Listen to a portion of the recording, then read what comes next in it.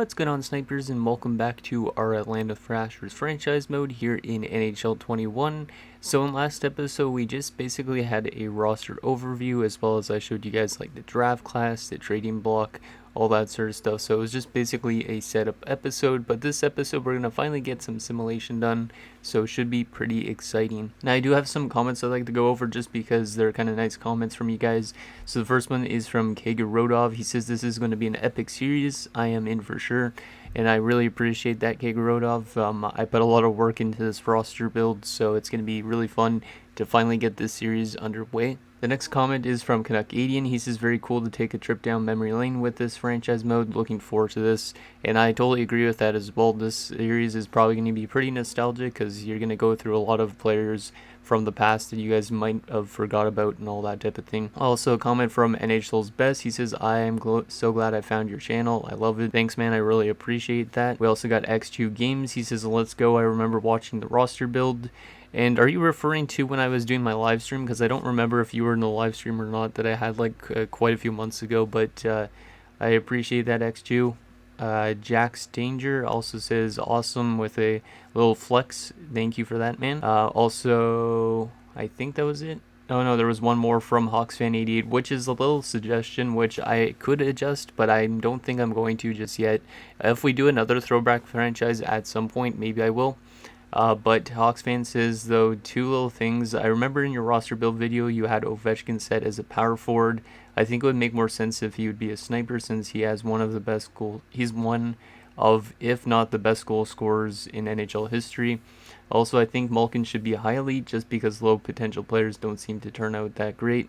Anyways, I can't wait for this franchise mode to get started. And thanks, HawksFan. I appreciate the feedback. I totally agree with what you're saying, but I don't really want to have to restart this franchise mode again just because we already have it set up. But maybe if we do another throwback series, I will make those changes for Ovechkin and Malkin, because we can't see them right now because they are for next year's draft. But yeah, anyways, let's should we start with the season simulation already, or let's just actually take a look at available coaches if there's any, just to make sure we have the best coach available for our team, because I made the mistake in my Detroit series of not having really a great coaching staff at the beginning, and I think that might have hurt my team. So we have a 69% team fit. Jeez, okay. So maybe we don't need a new coach at all. We actually have a pretty good fit for this team. Like, Kovalchuk's the perfect fit, like I was saying. Same with Jeff Odgers, which is kind of weird. But yeah, that's actually a really good team fit. I don't think I've ever had a team fit that's been in the 70%, and that's really close to being it. This guy's only signed for 2 years, so hopefully we can get him back. But yeah, that's actually a pretty good coach. Okay, yeah, let's start up with the season simulation. So I think we're going to only do a couple months in this episode because I don't want to make these episodes super long, like maybe 25 minutes max. So maybe we will go to like January the 1st in this episode, just so we can kind of get a good like halfway point of the season, and just to see how the guys simulate and stuff like that, because I want to kind of take it a bit slow at first, and then we could start ramping it up once we know for sure, because I think this team shouldn't be a playoff team, but we are listed as a conservative buyer, which is kind of weird. I'm just hoping this team really does not do good, and then we can get a good pick in the draft, because the drafts are pretty good, at least in the first year. The first year draft, if I could have made the entire draft class, it would have been insane, because in 2003, the draft class had like Getzlav and Corey Perry and stuff going late in the first round, I'm pretty sure. So it was a really deep draft, and probably one of the deepest in NHL history, but I couldn't make everybody, so unfortunately not everybody is there. But yeah, it should be a pretty good draft when we get to that. So let's get the preseason done and see how this team simulates, and then maybe we might make some line adjustments. I might move Heatley down to the second line just to kind of spread out the offense between him and Kovalchuk, but we will see how they simulate together first. So let's do the preseason and see how this goes. So let's auto-sign those promotional lights. And looks like we're having a really good preseason, okay. 4-2-1, so 1 tie, a loss, and then the rest were, well, 2 losses and the rest were wins, so not too bad. Let's take a look at our player stats for that preseason. So, wow, okay, Slava Kozlov seems to simulate pretty good. 9 points in 7 games. He's actually on our second line, so our second line looks to be pretty good. Herkic had 5 points in the preseason. That's kind of crazy for an 80 overall. that's more defensively minded. I don't think he's going to be doing that good during the regular season, but still interesting. Stefan 3, Savard 3. Kovalchuk had 5 points. Nice. And Heatley had 5 points. Okay. Yeah, the preseason doesn't really matter that much because if Passy Nurminen simulates that well, I'm going to have to trade him because this team should not be that great in terms of defensemen. Or not defensemen, but defense. Byron Defoe with a 785, though, to 601. Jesus. Yeah, Byron Defoe is probably going to be pretty weak at the backup spot. So our goaltending situation is definitely going to have to get upgraded in the first few drafts, or we can make some trades potentially. I will also check after every single month just to see if there's been any trades. I think in this franchise mode, just because I'd like to update you guys on potential deals that happen, because if there's like a blockbuster trade, for example, like Brian Leach gets traded, it'd be kind of neat to bring that up. So yeah, let's go to our home opener. Well, actually not our home opener, our first game of the season. It's against the Europe United, which should be interesting. This is Europe's first ever game in the NHL. They have a bunch of young guys. Can I show you guys the roster from here? No, I can't. Okay. Doesn't really matter, but yeah, let's go to the 1st of November, I guess. See how this team simulates. So we start off with 2 ties, which I mean is not bad because ties are better than losing in overtime because, yeah. Tony Herkic has been injured with a bruised arm already. That's not great. I don't remember if we have much depth guys at all or not. I should send down those goalies to the AHL actually. I meant to do that. Dan Snyder I was potentially going to throw into the lineup as well. Wow, that's a +5 boost when I put Dan Snyder down there. Jeez, okay, maybe we'll put Dan Snyder in and get rid of Svarfadet. But man, a +5 boost? Damn, our team might actually simulate really well because of the chemistry, which is kind of crazy. So what was I going to do? Oh yeah, I was going to send down Helinica and Kasivi, and then I think they'll both be goalies in the AHL, but I don't know if any teams are going to claim them. If they do it, it's not the end of the world. I don't think they're going to get claimed, but who knows. So Helinica and Kasivi, good luck down there. And did they both get claimed or no? Nope, they didn't get claimed. Good. Just because I would rather the AHL team have 2 good goalies down there instead of these random European guys that I decided to throw in. So, there you go. Okay, that's good. And Herkic is out. Okay, so we don't have any depth forwards at the moment except for if we... Yeah, so I guess Farfadet will be our only depth forward once Herkic comes back. But yeah, Dan Snyder is definitely going to get the play a lot. He's actually listed as a 3rd liner, but at least we don't have morale on, so should be fine. But yeah, this team might actually over-simulate because we have actually good chemistry. And if that is the case, I don't know if we should be like making trades to make us bad because technically these Atlanta Thrashers should not be good. But I have a feeling we might over-simulate a bit. A 3rd, a 5th, Gogula for a 2nd. Why would I do that? They want Gogula though. It's for a 2nd round pick, so we would move up in the draft a bit, but it's not really worth it because New Jersey would have a late 2nd rounder, and Gogula's not even an NHL player in this build. He's just a random European guy I threw in the AHL. Not going to do that trade though still. I just want to keep it kind of realistic. So 6-3-2 in our first month, that's way better than I expected. But like I said, this team was really good offensively, just not good defensively, and Mark Savard's off to a great start, okay. 10 points in 11 games, and he's got 7 goals. Yeah, I think we're going to over-simulate because of our scheme fit and stuff. I don't know if I like the over-simulate because I would like to make it kind of realistic, but if we make the playoffs in year 1, I don't know if I should be complaining or not because then it makes it look like my roster build's not realistic at all or not. So, but Kovalchuk's only got 1 goal in his first 11 games, 8 assists though. Maybe we move Heatley down. Yeah, I think I'm going to split Heatley up because maybe Heatley's taking more goals away from Kovalchuk. So we'll move Heatley down. And then we'll run with McEachern, Savard, and Kovalchuk, and then Kozlov, Stefan, Heatley. Yeah, our only line that doesn't have chemistry is this 3rd line, but it's still not negative, which is good. And then defensively, I could actually adjust that maybe. I don't know if I would need to adjust the defense. Hmm. How is Nurminen playing? Nurminen is out. What the heck is Nurminen simulating this good? In real life, he will not simulate that good. 924 save percentage and a 2.27. What the heck? Yeah, we might have to trade away Nurminen just to make this team tank if we want to. But I probably won't go too far in this season, in this episode. But if you guys want me to start tanking, I could definitely trade away somebody like Passy Nurminen. And then we could just call up like a CV or Hinalinica. So, how is the AHL goalies doing out of curiosity? Cassivi's been okay. And Helenica's playing pretty good, actually. The save percentage is way down, though. Okay, let's do one more month, I think, for now. Maybe we'll actually... Yeah, we'll still do 2 more months till January the 1st in this episode, but I don't want this team to make the playoffs in year 1 necessarily. But I feel like we might just squeak in just because of this chemistry. Unless we decide to trade away a lot of players within the trade deadline-ish. A 6 in Gogula for a 6th round pick. Jeez, a lot of teams want Gogula for some reason when he's isn't he like 30-something years of age? Yeah, he's 33 years old. He's listed as depth forward at 69 overall. Maybe that's why. Teams just want a depth forward. And he's playing in the minors. He's got 7 points in 11 games. No thank you, though. Even though that would be a higher 6th round pick because the Penguins are not going to be a good team. It's interesting. But yeah, I would just rather not trade away any of those AHL kind of guys because those AHL guys are more just like placeholders till we get actual good prospects into our system. So, but yeah, this team is kind of over-simulating. But then again, who knows, we might still miss the playoffs because ties and stuff.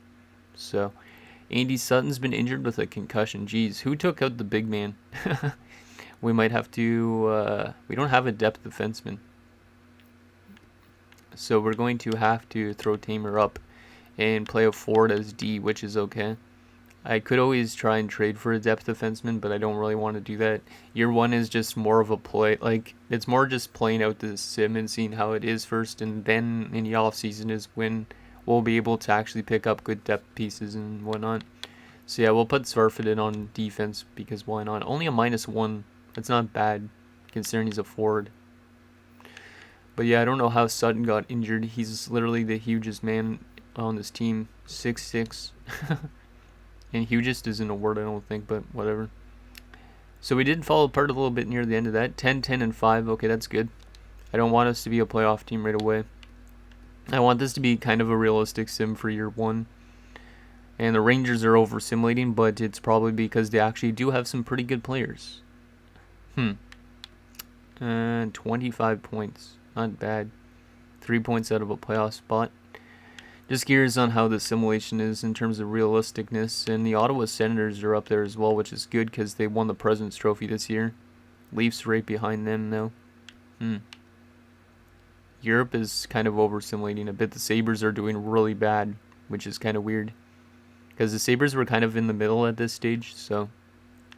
But Mark Savard leading our team in points with 23 points in 25 games. Pretty good.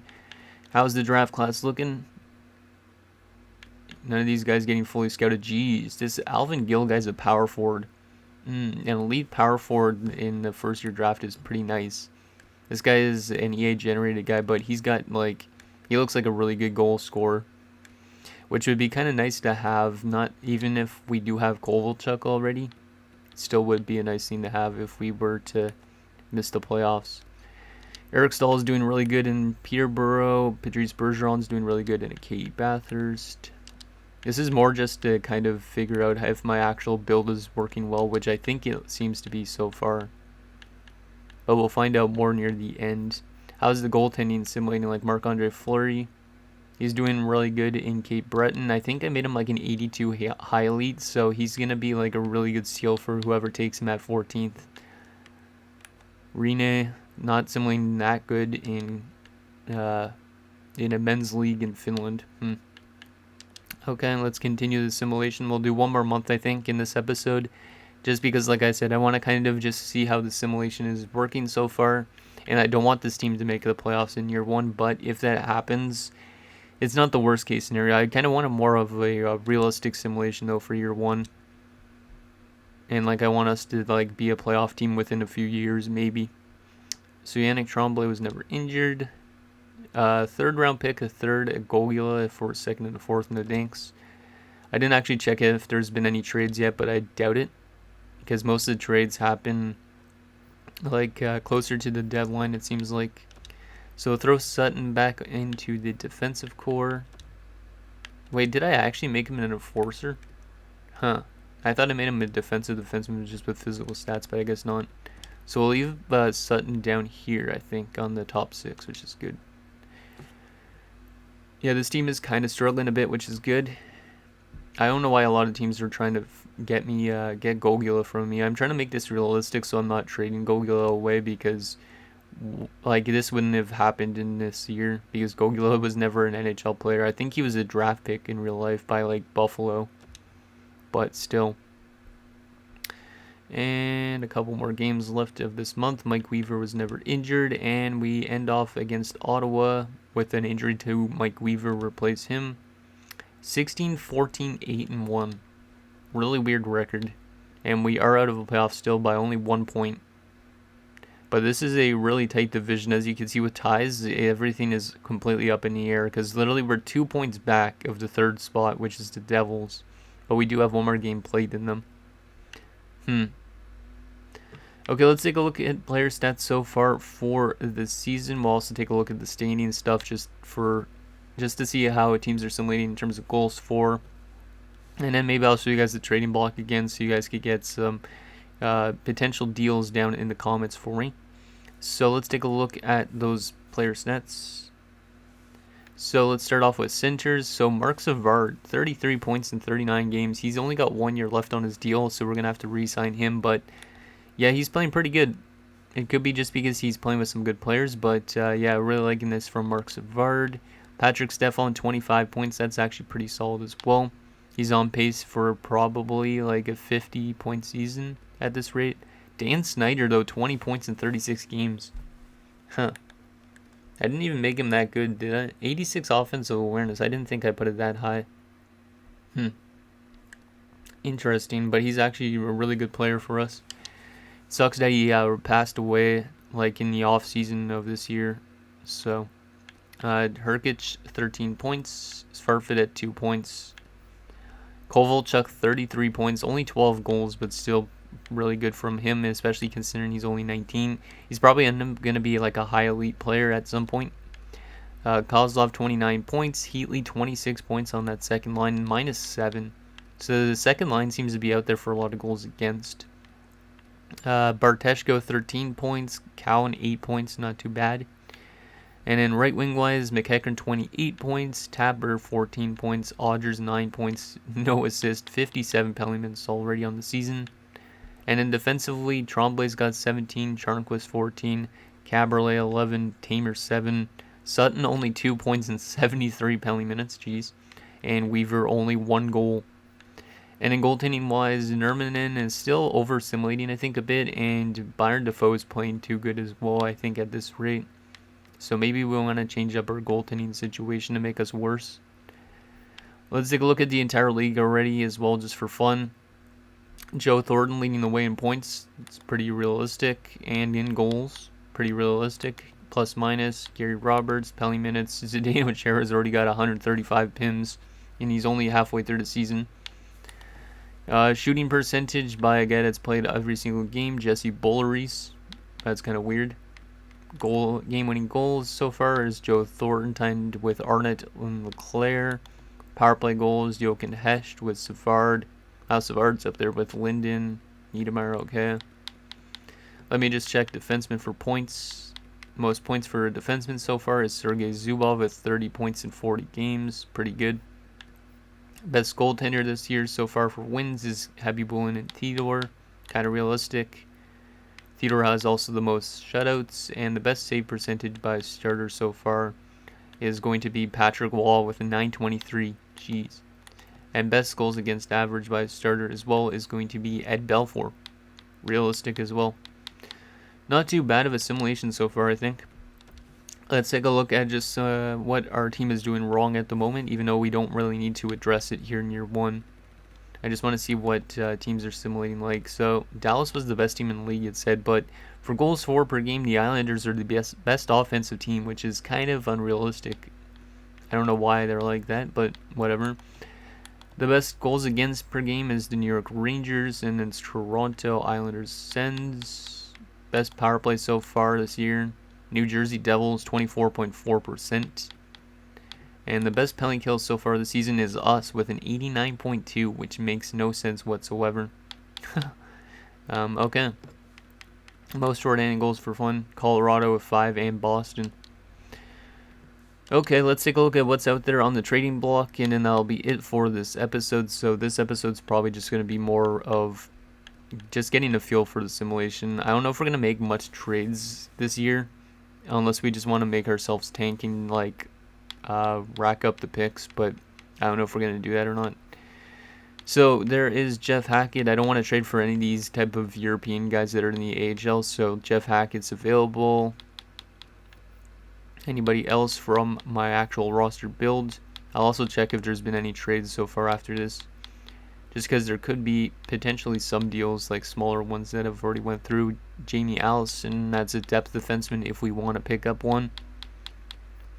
Anything else interesting? A lot of just picks right now. Scott Ferguson, another kind of depth defenseman slash top 6 defenseman.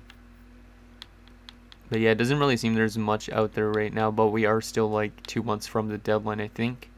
Brad Brown is there. Okay, that's another kind of depth defenseman. Very physical one, I'm pretty sure.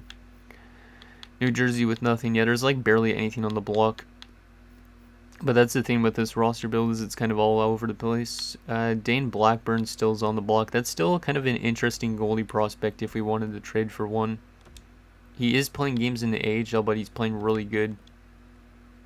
Yeah, that might be intriguing to try and trade for Dane Blackburn. Like, we could always, if we don't want to get a goalie at the draft, like, I know we could always go for Marc-Andre Fleury, but I don't know if I want to make it unrealistic and take my high elite at 14th and stuff like that. But, yeah, we could always trade for Dan Blackburn potentially, because maybe we give the Rangers somebody like, I don't know, maybe something that they're interested in if we have anything.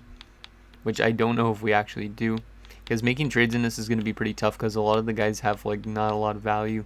Like, there is players with a lot of value, but a lot of the players on our team are low in value. Fred Brathwaite and Curtis Sanford, 2 more goalies, but they're a bit older. Sanford's a fringe starter. Probably won't make the NHL in this build, but in real life he played a couple seasons as a backup. There's also Alex Auld, who's not a bad young goalie on the block.